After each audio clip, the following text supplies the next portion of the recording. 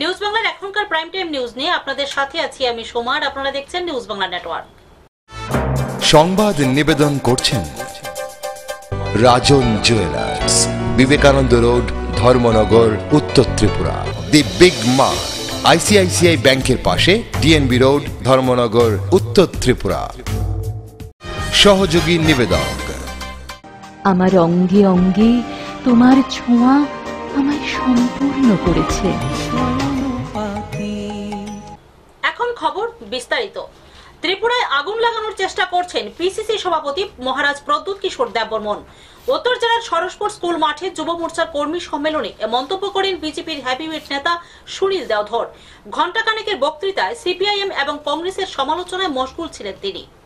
ত্রিপুরায় আগুন লাগাবার চেষ্টা করছেন প্রদ্যুৎ কিশোর দেববর্মন। কদমতলায় বিস্ফোরক মন্তব্য সুনীল দেওধরজির। রাজবংশে এমন চিরাগ জন্ম নিয়েছে যে কেবলমাত্র রাজনৈতিক শর্তে ত্রিপুরায় আগুন লাগানোর চেষ্টা চালাচ্ছেন। উত্তর জেলার কদমতলার সরসপুর স্কুল মাঠে বৃহস্পতিবার রাতে যুব মোর্চার কর্মী সম্মেলনে এমনই বক্তব্য রাখছিলেন বিজেপির রাষ্ট্রীয় সহ সম্পাদক সুনীল দেওধরজি। বিজেপির রাষ্ট্রীয় সহ সম্পাদক সুনীল দেওধর ঘণ্টাখানেকের লম্বা ভাষণে কংগ্রেস এবং সিপিআইএমকে কড়া সমালোচনা করেন। তিনি সমালোচনা করতে গিয়ে বলেন, সিপিআইএম পার্টি একটা গাদ্দারের দল। এদিনের সভায় যুবদের উপস্থিতি ছিল বেশ লক্ষণীয়। প্রতিটি বুথ থেকে দলে দলে যুবকরা সভায় এসেছিল। এদিনের সভায় উপস্থিত ছিলেন বিজেপির যুব মোর্চার রাজ্য সভাপতি টিঙ্কু রায়, যুব মোর্চার মন্ডল সভাপতি তাপস চন্দ্র, উত্তর জেলা বিজেপির কিষাণ মোর্চার সহ সভাপতি সুব্রত দেব সহ অন্যান্য নেতৃত্বরা। काला धन अगर बाहर निकाला जाए और सरकार के पास आए तो इतनी बड़ी अमाउंट बनेगी कि उस अमाउंट से 15 लाख रुपया हर गरीब के खाते में जा सकता है, ऐसे उन्होंने कहा था। बुझले ना, अपनी हिंदी बुझले ना, আমি কি বললাম বুঝলে না? যে কালা ধন আছে, সব কালা ধন যদি সরকারের কাছে চলে যায় তো প্রত্যেক গরিবের অ্যাকাউন্টে 15 লাখ রুপিয়া দিতে পারবো যদি সব কিছু ধন আসবে।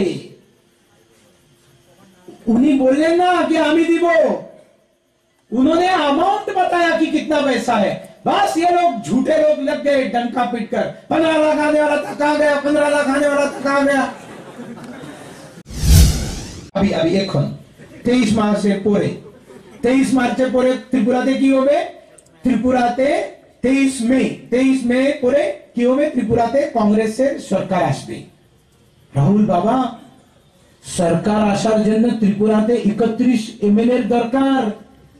এখানে তো আপনার বাবাজির টুল্লু 31 এমএলএ হিসাব কি?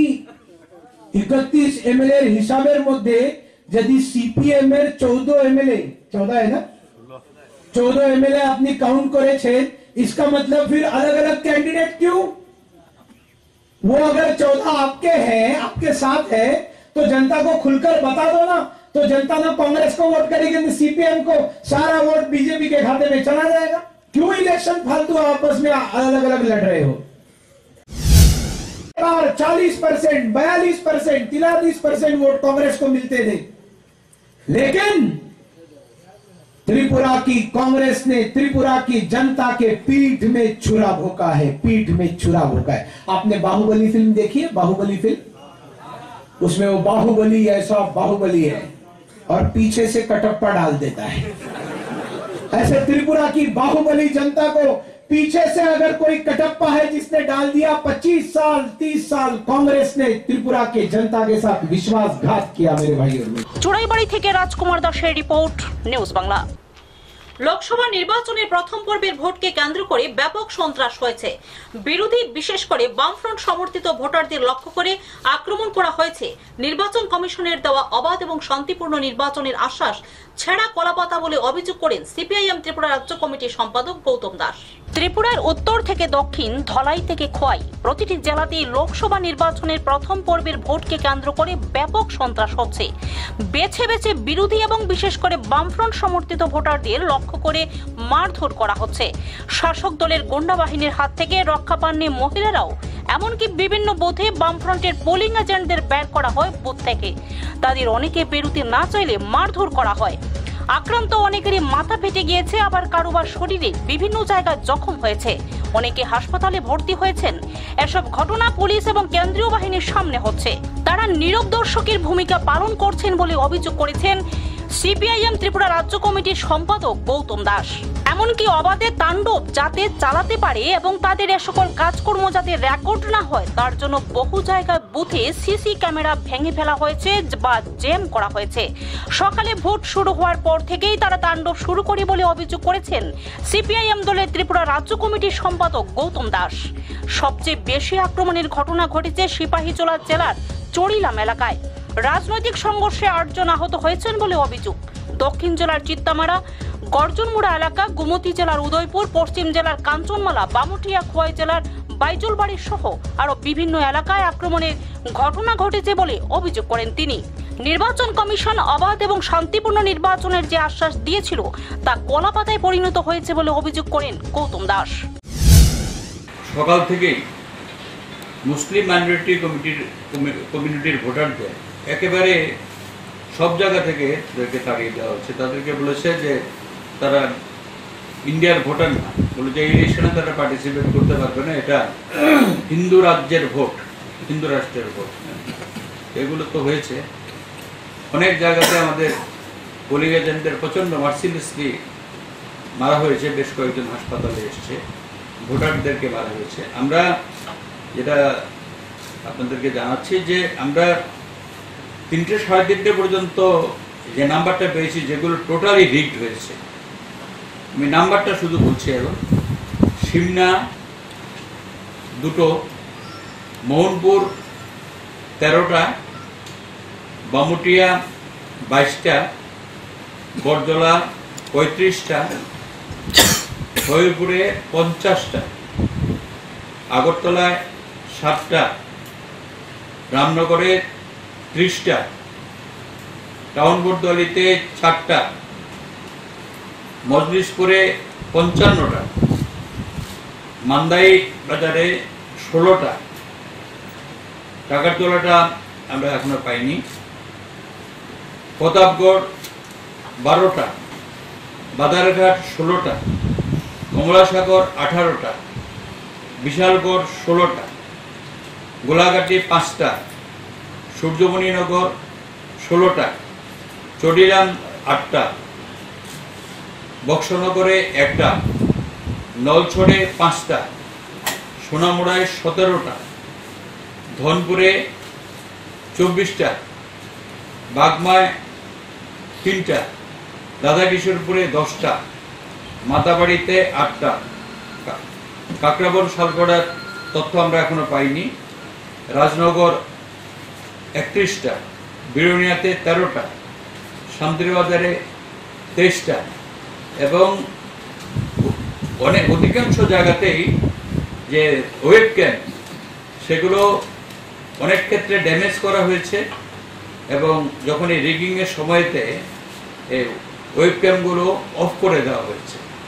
আর ধনপুরে যিনি বিজেপি প্রার্থী তার ভাই বিশ্বজিৎ ভৌমিক সে নিজেই গাড়ি করে ঘুরে ঘুরে ঘুরে ঘুরে সমস্ত বুথে বুথে রিগিং করেছে।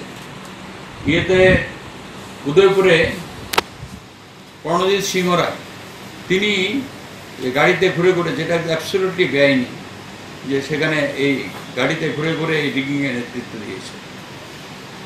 আগরতলা প্রতিনিধির রিপোর্ট, নিউজ বাংলা। কদমতলা উত্তর পশ্চিম অঙ্গনওয়াড়ি কেন্দ্রে ব্যাপক দুর্নীতি, মর্জি মাফিক চলাফেরা করেন ওয়ার্কার কাজল রানী দেবনাথ।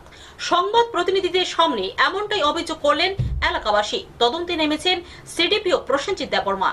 শিশু খাদ্যে ব্যাপক দুর্নীতি এবং অনিয়ম। রাজ্যে পালাবদল হলেও এখন পর্যন্ত হগব মার্কাতের দাম্ভিকতা কমেনি। সিপিআইএম ক্যাডাররা এখনো পরিচালনা করছেন অঙ্গনওয়াড়ি সেন্টার। এ নিয়ে বৃহস্পতিবার চরম অশান্তি দেখা দেয় কদমতলা সিডিপিও অফিসের নাকের ডোকায়। প্রতিদিনের মতো বৃহস্পতিবার উত্তর পশ্চিম অঙ্গনওয়াড়ি সেন্টারটি শুরু হয় যথারীতি সময়েই। শুরু হওয়ার পর এলাকাবাসীরা বিজেপি কার্যকর্তা এবং সাংবাদিকদের খবর দেন। সঙ্গে সঙ্গে ঘটনাস্থলে গিয়ে দেখা যায় সেন্টারটির ওয়ার্কার কাজল রানী দেবনাথ অনুপস্থিত। ঘটনার সত্যতা বেরিয়ে আসছে এলাকাবাসীর বিভিন্ন মন্তব্যের মধ্য দিয়ে। সূত্রের খবর অনুযায়ী এভাবে মর্জি মাফিক আসেন এবং ছুটি কাটান ওয়ার্কার কাজল রানী দেবনাথ। কচিকাচাদের পাঠদান করেন হেল্পার কবিতা রানী নাথ, কিন্তু তিনি রান্নার কাজে ব্যস্ত থাকায় পাঠদানও করতে পারেননি। মোট 42 জন কচি কাচাদের মধ্যে মাত্র 7 জন উপস্থিত, অথচ খাবার আসছে প্রতিটি শিশুরই। কেন তারা স্কুলে আসছে না? এলাকাবাসীদের বক্তব্য, দিদিমণি প্রায় সেন্টারে আসেন না, তাই পড়াশোনাও হয় না।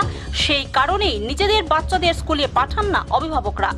এদিকে শিশু খাদ্যে রয়েছে কারচুপি, 1/3 ছাত্র দৈনিক উপস্থিত হয় না, তার উপরে ডিম খাওয়ানো হয় অর্ধেক, রান্না হয়নি সুস্বাদু, এমনই অভিযোগ এলাকাবাসীর। তাছাড়া সপ্তাহে 2-1 দিন স্কুলে এসে বাকি দিনগুলি সই এবং খাতা লিখন সেরে যান দিদিমণি কাজল রানী। শুধু তাই নয়, একাধিক দুর্নীতির অভিযোগ রয়েছে ওনার বিরুদ্ধে। স্কুল চত্বর থেকে দামি আগুর গাছ কাটা এবং চাল ডালের নয়ছয়ের অভিযোগ বিত্ত তিনি। ঘটনার বিবরণী প্রকাশ, বুধবার ওনার অনুপস্থিতিতে চাল ডাল এনে এলাকার সিপিআইএম নেতার বাড়িতে রাখা হয়েছে, আর তাতে বিজেপি নেতারা গিয়ে হাতে নাতে ধরেন। তাদের অভিযোগ 40 কেজি করে 4টি বস্তা দেওয়ার কথা থাকলেও সেখানে প্রতিটি বস্তায় 30 কেজি করে হবে। এভাবে একাধিক সমস্যায় জর্জরিত এই অঙ্গনওয়াড়ি সেন্টারটির পরিচালনায় রয়েছেন কয়েকজন সিপিআইএম এর নেতা, যারা বিগত বছরগুলি থেকে নিজেদের আধিপত্য দেখিয়ে আসছেন। কিন্তু বর্তমান বিজেপি নেতৃত্বরা চাইছেন শিক্ষা প্রতিষ্ঠান যেন রাজনীতির বাইরে থাকে। এদিকে এই ঘটনা চাউর হতেই সুপারভাইজার বিশ্বজিৎ দাস এবং সিডিপিও প্রসেনজিৎ দেববর্মা ঘটনাস্থলে ছুটে আসেন, কিন্তু কোনো সমাধান করতে পারেননি। বলেন সম্পূর্ণ বিষয়টি খতিয়ে দেখবেন। এখন দেখার বিষয়, দীর্ঘ সমস্যায় জর্জরিত এই সেন্টারটির জন্য এবং শিক্ষিকার বিরুদ্ধে কি আইনি পদক্ষেপ গ্রহণ করেন সিডিপিও। हेल्पर अपना वर्कर को वर्कर ছাড়া কে চালায় স্কুলটা? ওয়ার্কার ছাড়া তো আমি আনি ওয়ার্কার ছাড়া আপনি বাচ্চারা এদিকে পড়াশোনা করেন, এদিকে রান্না করতে পারেন?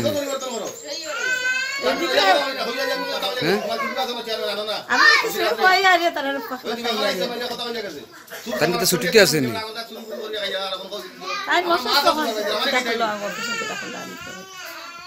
কোন চাউল ডাল যেটা আছে, মিড ডে মিলের চাউল ডাল যে আছে, চাউল ডাল স্কুলেই থাকে, খালি দেওয়ার সময় খালি তারা এখানে চাবি না পাইলে ওখানে চাবি তো জানা, আমরা জানা থাকলে চাবি রাখতে।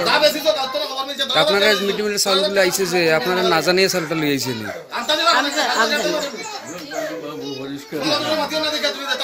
আপনারা কোন যে চাউল ডাল আছে, চাউলটা আপনার স্টকে যে আছে এগুলো কই? আজকে লক্ষ লক্ষ টাকা এই সিডিপিও অফিসের আন্ডারে দুর্নীতি হইতাছে। কিভাবে হইতাছে দেখেন, আজকে টোটাল ব্লকের আন্ডারে প্রচুর আইসিডি সেন্টার আছে, ইডি সেন্টার আছে। আজকে প্রত্যেকটা সেন্টারে যেখানে জেড কোয়ালিটির ডাল দেওয়ার কথা, এখানে জেড কোয়ালিটির দেওয়া হইতেছে না। এর পরিবর্তে আজকে এই নিম্নমানের ডাল দেওয়া হয়। তার মানে কি, যে সাপ্লাই দিতে আছে প্রচুর টাকা ইনকাম করতেছে। আজকে যে সাপ্লাই দিতে আছে সে 40 কেজি বস্তার জায়গা 30 কেজি চলতেছে। সমস্ত সুপারভাইজার থেকে ধরিয়া অঙ্গনওয়াড়ি স্কুলের যারা শিক্ষিকা এবং যারা এই এটা পরিবহন করে আনিয়া দেয়, টোটাল সবাই জড়িত এই দুর্নীতির সাথে। শুধু একটার হিসাবে কইতাছি না, আপনারা গোটা ব্লকের হিসাবে আপনারা দেখেন কত টাকার গোটা লা হইতাছে। আজকে এখন অব্দি ছুটি নিছে না, কিচ্ছু নিছে না। সুপারভাইজারের সাথে কথা হয়েছে, তাহলে কোনো ছুটি নিছে না। তাহলে কিভাবে ছুটি না নিয়ে একজন শিক্ষিকা 4-5 দিন থেকে অ্যাবসেন্ট থাকে এবং পরবর্তী সময়ে আইয়া উনি ডাইরেক্ট সই করে দেয়, অর্থাৎ অ্যাবসেন্ট নাই, প্রেজেন্ট আসিল বলিয়া। এইভাবে যে চলতেছে, এই জিনিসটি বন্ধ হওয়া দরকার। তোমাকে কিতা কইছে আপনার? আমরা না করছি, এরপরে তারা রাখছে। কোনো ইয়ের স্টাফ আছিল সঙ্গে? না না, গাড়ি দিয়া লইয়া গাড়ি লইয়া তারা এমনি কিতা কইছে আপনাদের দেওয়ার সময়? বুঝছে তারা ফোন করি ভার না মাস্টার নেই অ্যাবসেন্ট, এটার বিরুদ্ধে আমরা ইয়েটা সুকস করুন কি কারণে অ্যাবসেন্ট, এরপরেই পরবর্তী স্টেপ নেওয়া হবে। আর একটা জিনিস স্যার, এলাকা করে দেব। ঠিক আছে। কদমতলা প্রতিনিধির রিপোর্ট, নিউজ বাংলা। কমান্ডার গাড়ি এবং স্কুটির মুখোমুখি সংঘর্ষে মৃত্যু একজনের, গুরুতর আহত একজন। জানা যায় মৃতের নাম মঞ্জলময় হালাম, বাড়ি ভাল্লুকচড়া এডিসি ভিলেজে। ঘটনা পানিসাগর মহকুমার অন্তর্গত জলাবাসা দ্বাদশ মান বিদ্যালয়ের সামনে। পানিসাগর মহকুমার অন্তর্গত জলাবাসা দ্বাদশমান বিদ্যালয়ের গেট সম্মুখে সন্ধ্যা আনুমানিক 6 ঘটিকায় পানিসাগর দিক থেকে আসা TR020638 একটি কমান্ডার গাড়ি এবং TR02B5532 নম্বরের একটি স্কুটির মুখোমুখি সংঘর্ষে ঘটনাস্থলে প্রাণ হারিয়েছেন স্কুটি আরোহী মঞ্জালময় হালাম। সঙ্গে থাকা ভিক্টর হালাম বয়স 18, পিতা রাংজিং হালাম গুরুতর আহত হন। জলাবাসা প্রাথমিক স্বাস্থ্য কেন্দ্র থেকে ধর্মনগর জেলা হাসপাতালে রেফার করা হয়েছে তাদের। জানা যায় মৃত মঞ্জালময় হালামের বাড়ি ভাল্লুকচড়া এডিসি ভিলেজের 3 নং ওয়ার্ডে। ঘটনার বিবরণী প্রকাশ, স্কুটি আরোহী মঞ্জালময় হালাম ভালুকছড়া থেকে জলাবাসা বাজারের উদ্দেশ্যে আসছিল। জলাবাসা দ্বাদশমান বিদ্যালয়ের গেট সম্মুখে পানিসাগর দিক থেকে আসা কমান্ডার গাড়িটি সামনাসামনি ধাক্কা লাগে। তাতে স্কুটি আরোহী কমান্ডার গাড়িটির সামনের চাকার নিচে পিষ্ট হয়ে যায়। পরবর্তী সময়ে কমান্ডার ড্রাইভারকে পানিসাগর থানার পুলিশ আটক করতে সক্ষম হয়। সেটা কিছু বলতে পারি না। আমি এখানে দৌড়ে আসি এবং দেখি এভাবে এখানে কিছু ফৌজিরা এখানে গাড়ির জন্য হাহাকার করছে। তখন আমার একটা গাড়ি ছিল, তাই আমি গাড়ি দিয়ে ওদের আমি হসপিটালে পৌঁছে দিই। কয়জন উন্ডেড হয়েছে? 2 জন আমি নিয়েছি। এর মধ্যে একজন জীবিত আছেন? একজনের অবস্থা আশঙ্কাজনক, একজন কথাবার্তা বলছে। এরা বর্তমানে কোন হসপিটালে আপনি পৌঁছে দিয়েছেন? জলাবাসা প্রাথমিক স্বাস্থ্য। পানিসাগর প্রতিনিধির রিপোর্ট, নিউজ বাংলা। বৃহস্পতিবার করিমগঞ্জ শহরের ঐতিহ্যবাহী কালী মন্দিরের ভিত্তিপ্রস্তর স্থাপন করলেন রামকৃষ্ণ মিশনের মহারাজ স্বামী প্রভাসনন্দজি। ভিত্তিপ্রস্তর স্থাপনকে ঘিরে ভক্তপ্রেমীদের মধ্যে উৎসাহ উদ্দীপনা পরিলক্ষিত হয়।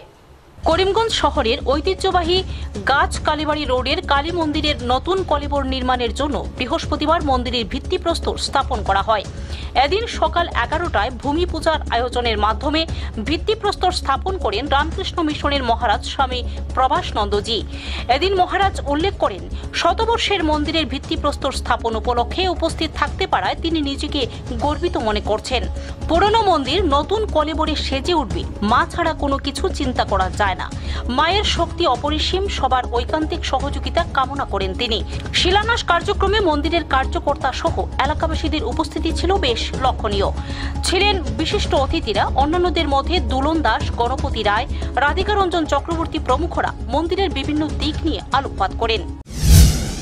ওম সর্বমঙ্গল মঙ্গলে শিবে সর্বার্থ সাহায্যে শরণ্যে ত্রম্বকে গৌরী নারায়ণী নমস্তুতে সৃষ্টি স্থিতি বিনাশানং শক্তিভূতে সনাতনী নমস্কারে গুণময়ী নারায়ণী নমস্তুতে শরণাগত দিনার্থ পরিত্রাণ পরায়ণে সর্বস্বার্থ হরে দেবী নারায়ণী নমস্তুতে।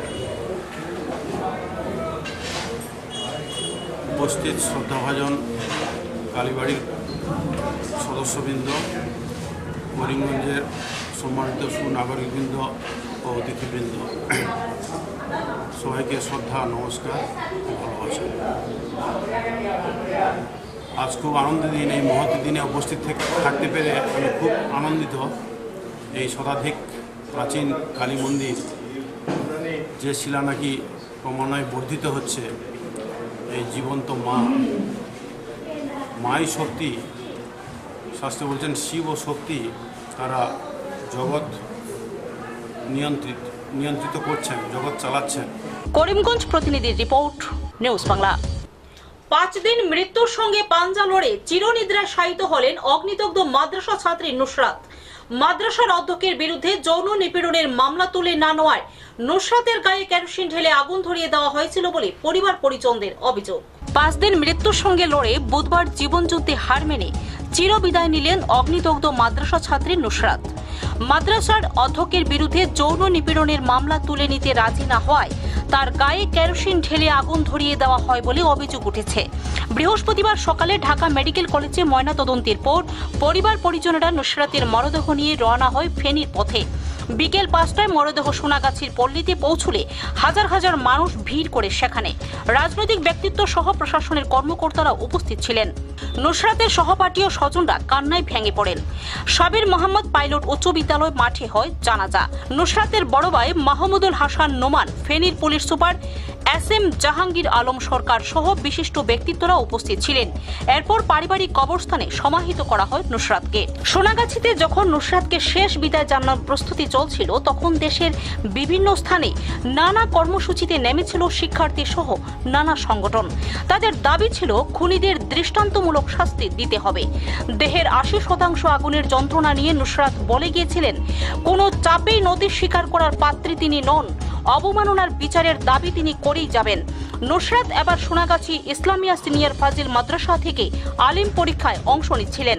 ওই মাদ্রাসার অধ্যক্ষ SM সিরাজউদ্দৌলার বিরুদ্ধে শ্লীলতাহানির অভিযোগ এনে গত মার্চে সোনাগাছি থানায় একটি মামলা করে নুসরাতের পরিবার।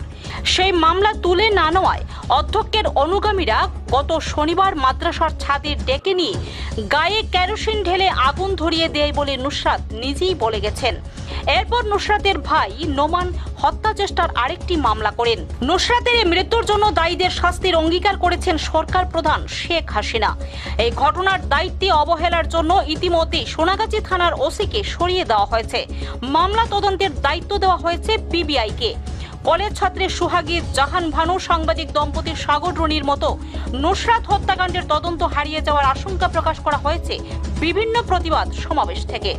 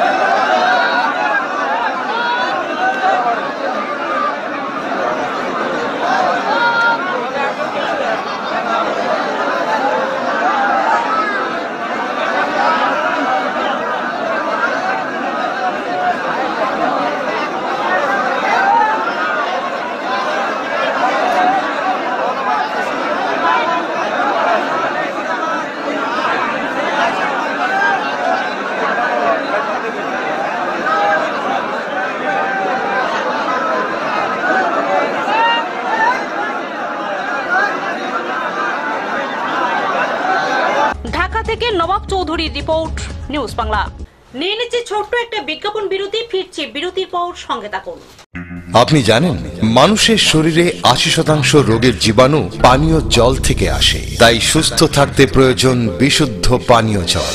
পান করুন ক্লাউড 99 প্যাকেটজাত বিশুদ্ধ পানীয় জল, যা FSSAI রেজিস্ট্রেশন প্রাপ্ত, ISO 9001:2015 সার্টিফিকেট এবং ISI স্বীকৃতি প্রাপ্ত 100% স্বাস্থ্যকর পানীয় জল।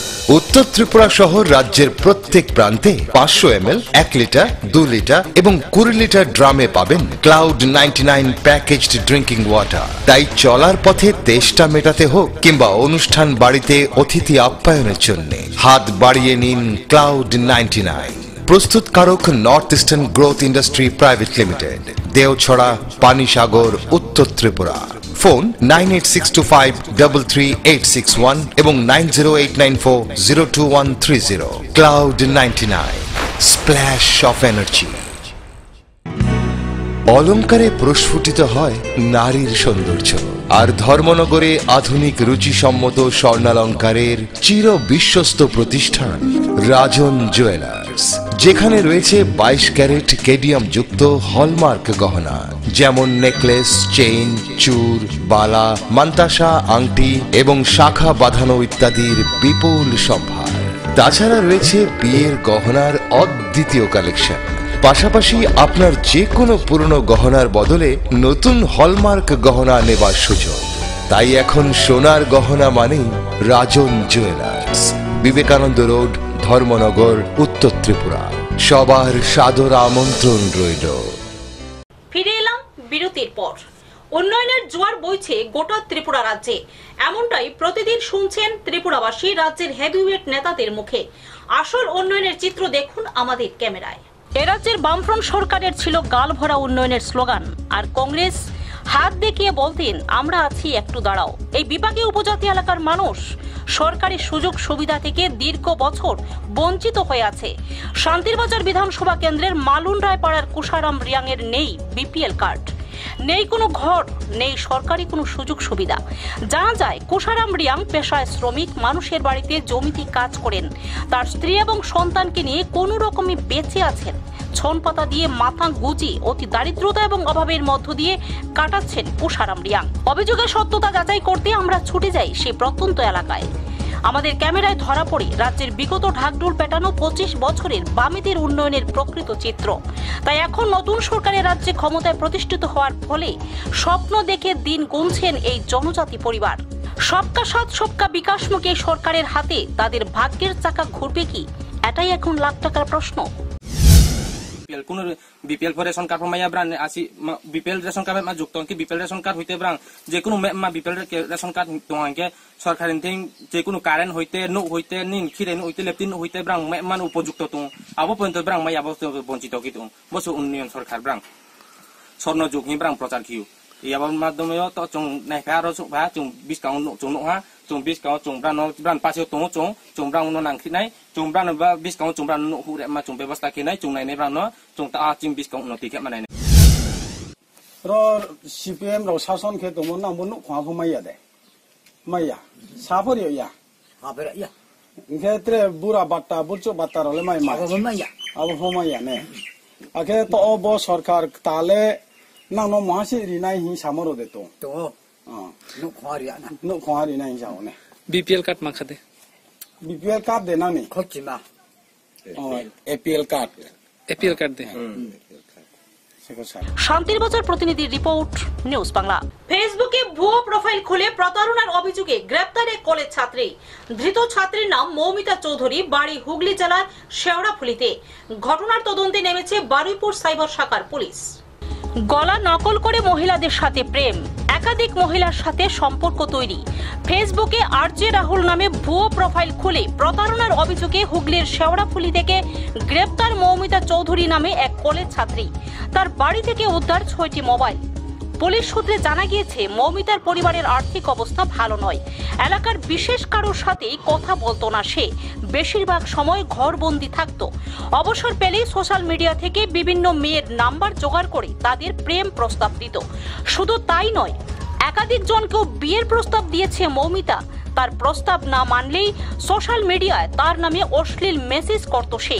পরিবারের নামেও নানান অশ্লীল কথা ছড়িয়ে দিত সোশ্যাল মিডিয়ায়। ভাঙড় এলাকার বাসিন্দা এক কলেজ ছাত্রের সাথে একইভাবে সোশ্যাল মিডিয়ায় 2018 সালের নভেম্বর মাসে আলাপ হয় তার কাছ থেকে ফোন নম্বর নিয়ে জানুয়ারি মাসে বিয়ের প্রস্তাব দেয় সে। এ বিষয়ে নির্যাতিতা তার বাড়িতে এসে অভিভাবকদের সাথে কথা বলার জন্য বলেন।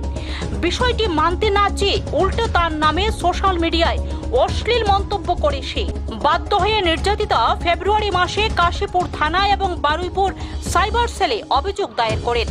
ঘটনার তদন্তে নেমে বারুইপুর সাইবার শাখার পুলিশ শেওড়াফুলির বাড়ি থেকে অভিযুক্তকে গ্রেপ্তার করে তাকে শুক্রবার বারুইপুর আদালতে তোলা হবে। নির্যাতিতা জানিয়েছেন মোবাইলে তাদের মধ্যে একাধিকবার ঘনিষ্ঠভাবে কথা হয়। তিনি কখনো বুঝতে পারেননি যে এক মহিলার সাথে কথা বলছেন।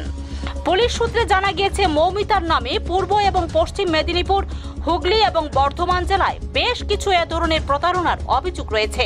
অন্যদিকে অভিযুক্তের দাবি তার মোবাইল তার এক ছেলে বন্ধু নিয়ে এসব করছে। অভিযুক্তকে নিজেদের হেফাজতে নিয়ে জিজ্ঞাসাবাদ করবে পুলিশ।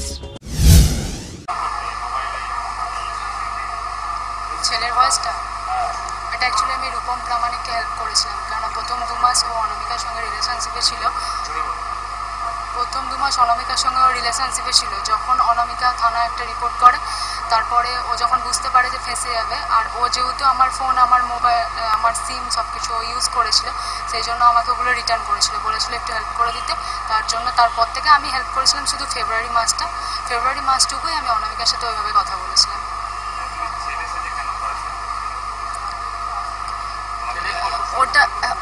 ওটা করেছি রূপম প্রামাণিকের কথা দিয়ে, যাতে হেল্প হয়ে যায়, মানে এই ব্যাপারটা থেকে বেরিয়ে আসে, ও বেরিয়ে আসে, আমি বেরিয়ে আসি। তার আগে আমাদের বাড়িতে যেদিন 6খানা পুলিশ যায়, আমাকে যখন রূপমের ছবি দেখিয়ে বলেছিল যে একে চিনিস, আমি তখন না করেছিলাম, কারণ আমি ভেবেছিলাম যে হয়তো ও যদি মানে আমি যদি হ্যাঁ বলে দিই তাহলে ও আমাকে ফাঁসি দেবে, সেই কারণে আমি বলেছিলাম। না, ও নিজেই ক্রিয়েট করেছিল আইডিটা, আমার ফোন থেকে, আমার সিম থেকে, আমার পাশে বসেই ক্রিয়েট করেছিল।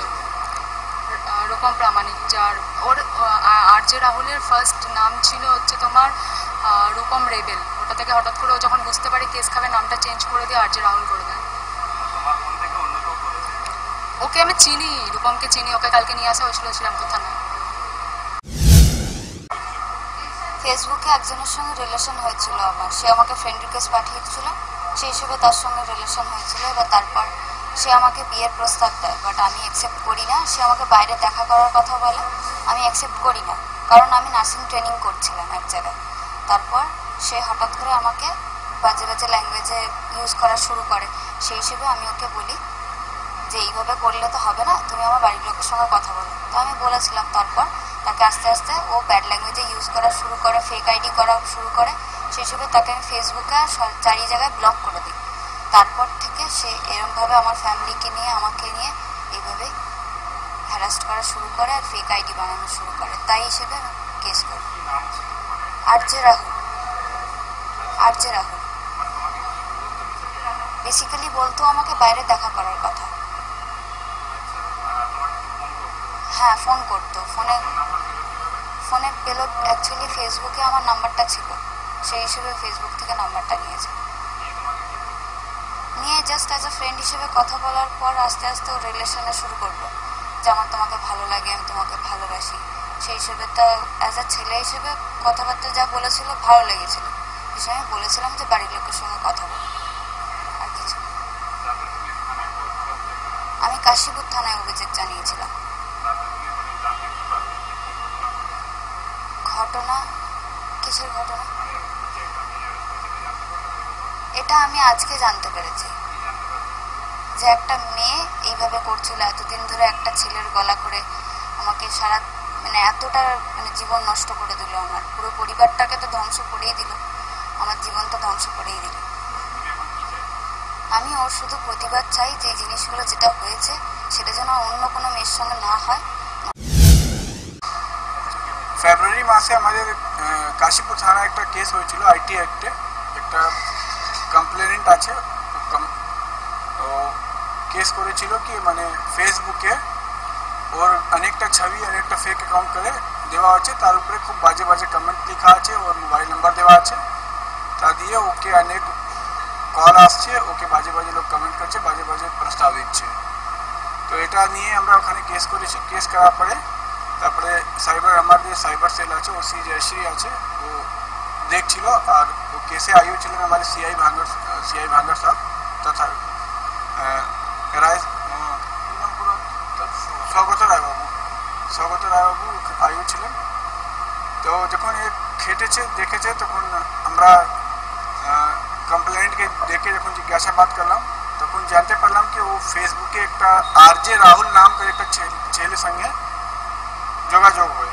তার সঙ্গে ও খুব আগে মানে চ্যাটে কথা হতো, তারপরে ফোনে কথা হয়, তারপরে ওর সঙ্গে এর একটু অ্যাফেয়ার হয়ে যায়। কিন্তু মাঝখানে এদের অ্যাফেয়ারটা ভেঙে যায়, মানে যা আরজে রাহুল ছিল ওর সঙ্গে অ্যাফেয়ারটা ভেঙে যায়। তারপরে যা আরজে রাহুল ছিল ও এর ছবিটা নিয়ে ওর প্রোফাইল থেকে অনেকটা ফেক আইডি ক্রিয়েট করেছে, তারপরে ওখানে ও পেস্ট করে দিয়েছে।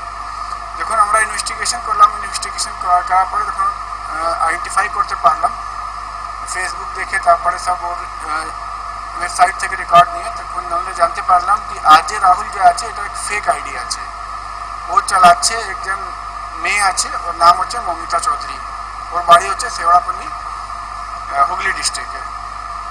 ওখানে আমরা রেড করলাম, রেড করার পরে ওকে আমরা অ্যারেস্ট করেছি। অ্যারেস্ট করার পরে যখন ওকে জিজ্ঞাসাবাদ করা হয় তখন ও বললো কি मतलब she can speak in both as well as men as well as women also। ওর সঙ্গে কথা বলে মানে ওর সঙ্গে যখন কথা বললাম আমি নিজেই তখন দেখতে অবাক হয়ে গেলাম কি মানে she is talking like men ফোনের উপরে। তো ওই ভেবে ওকে অনামিকাকে মানে আমাদের যে কমপ্লেন্ট ছিল ওকে অনেকবার ও কল করেছে, তারপরে ওকে যখন জিজ্ঞাসাবাদ করা হয়েছে তখন ওকে জানতে পারা হয়েছে কি ওর বাড়িতে 6টা মোবাইল ওর কাছে আছে। 6টা খুব গরিব ঘরের মহিলা আছে মমিতা চৌধুরী, যা অ্যাকিউজড আছে, কিন্তু ওর বাড়িতে 6টা মোবাইল পাওয়া গেছে। ও দিনভর এই কাজই করতো। অনেকটা লোককে এটাও জানতে পারা হয়েছে যে নট অনলি দিস কমপ্লেনেন্ট, এর আলাও অনেকটা মেয়ের সঙ্গে এটা এরকম করেছে ও। তো আমরা ইনভেস্টিগেশন করছি, ইনভেস্টিগেশন করার পরে তারপরে দেখা যায় কি আর কি কি বাইরে আসছে। না, কোনো টাকা পয়সা লেনদেন এখন আমরা কোনো পাইনি। কমপ্লেন্ট এটাই বলেছে কি মানে ওর অনেকটা ওয়েবসাইট করে ছবি দিয়ে দিয়েছে, ছবি দিয়ে তারপরে অনেকটা মোবাইল নাম্বার দিয়েছে, ওকে অনেকটা সিলিন্ডার মানে বাজে প্রস্তাব আসতো এসব করে আসতো। ছবিটা এই আরজে রাহুল যে মানে মমতা চৌধুরী আলিয়াস আরজে রাহুল যে আছে ওই ওর ছবিটা নিয়ে ফেক অ্যাকাউন্ট ক্রিয়েট করেছে। ফেক অ্যাকাউন্ট ক্রিয়েট করে অনেকটা ওর উপরে কমপ্লেনেন্টের ছবি দিয়ে দিয়েছে। এ মেয়েটা আছে, এখন তো কোনো নেই, কিন্তু আমরা করেছি। বাকি আর বলছে কি আরও মেয়ের সঙ্গে এরা করেছে। তারপরে আমরা ওটা ইনভেস্টিগেশন করবো, ইনভেস্টিগেশন করার পরে তারপরে কোর্টে আমরা পুলিশ করবো। পশ্চিমবঙ্গ থেকে অর্ক মাইতির রিপোর্ট, নিউজ বাংলা। এখনকার মতো প্রাইম টাইম নিউজ এ পর্যন্তই। আমাদের পরবর্তী সংবাদ দেখার জন্য চোখ রাখুন নিউজ বাংলার পর্দায়।